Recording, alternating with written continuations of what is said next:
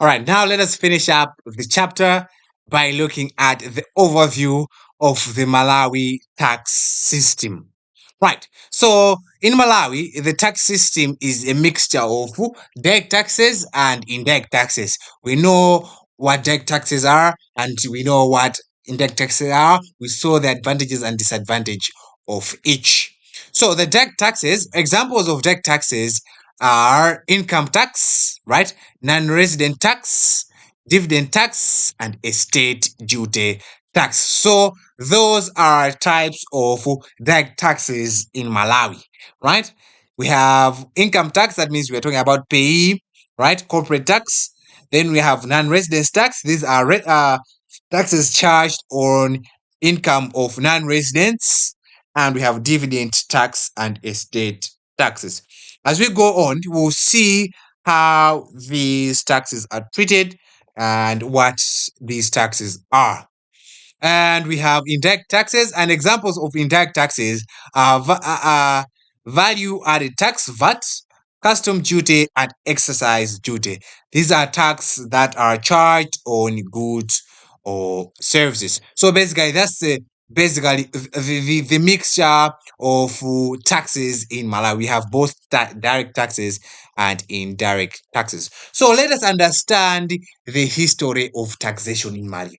How was tax uh, developed in Malawi? So, the practice of taxation in Malawi can be traced back to the people who lived in societies and community way back, right? Way back, maybe time in Nyasaland, somewhere there, right?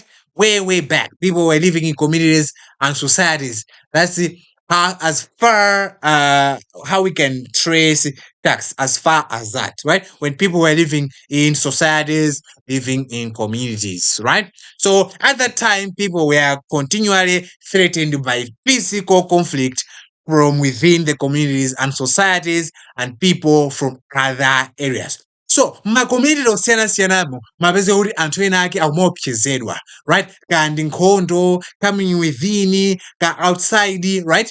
They were being threatened, right? So because these guys were living in fear, they were supposed to have protection, right? So due to these threats, there was need to be a way people were protected, right? A system that provided security to people. So in the exchange for this protection, in exchange for this security that was provided, these people were supposed to pay a loyalty, right? A loyalty to the chiefs and kings. These are the rulers of these societies. These guys were the ones that were protecting them. So, in exchange for this protection, in exchange of this security, these guys had to pay something in form of loyalty, either paying that time money before money came in. That means they were actually exchanging for example, animals, cattle, right, or any produce that they made. So just to make sure that these guys have the adequate protections by these rulers, right? So the tributes by the people to their rulers were first paid using farm produce or domesticated animals. As we said, money is an alcoholic common way of trading. They would just give them farm produce or domestic animals in exchange for these protections so that they can live freely in these societies and community. Later on, when money was introduced, it was actually now exchanged from paying these produce, paying these domestic animals, and now they were paying it in cash. That's basically how far we can trace taxation in Malawi, right? So, over the years, Malawi has gone through different phases uh of taxes, right?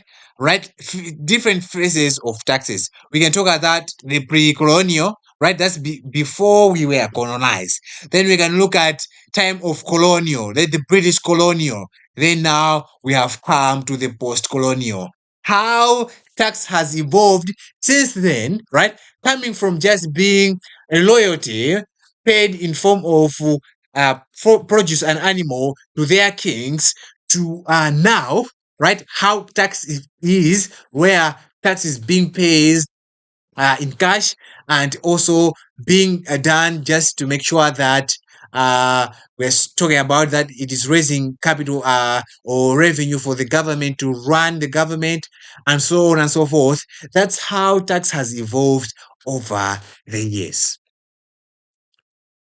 right? So basically, that's it. So in the 1980s to the 1990s, we saw two major economic reforms in the tax system, which were undertaken to bring efficiency and effectiveness, usually by significant simplifying the tax system and reducing the tax rate to encourage compliance.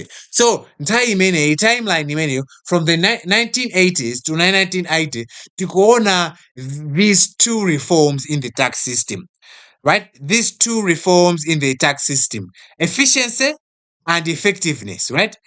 These two reforms are being done to bring efficiency. We're talking that a better way of collecting and administering tax, and effectiveness. We're talking that making sure that the tax is achieving its objective, right?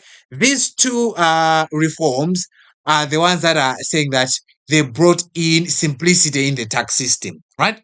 They brought simplicity in the tax system, and also they reduced the tax rate so that people can comply easily. Because with high taxes, people will find ways of finding loopholes or evading the taxes, right? But because there are low taxes, it meant that people will easily comply to these tax laws.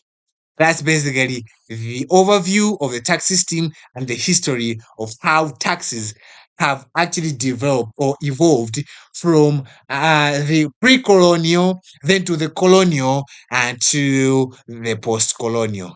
And this is the end of the chapter. That last thing is to look at the end of chapter questions. Thank you.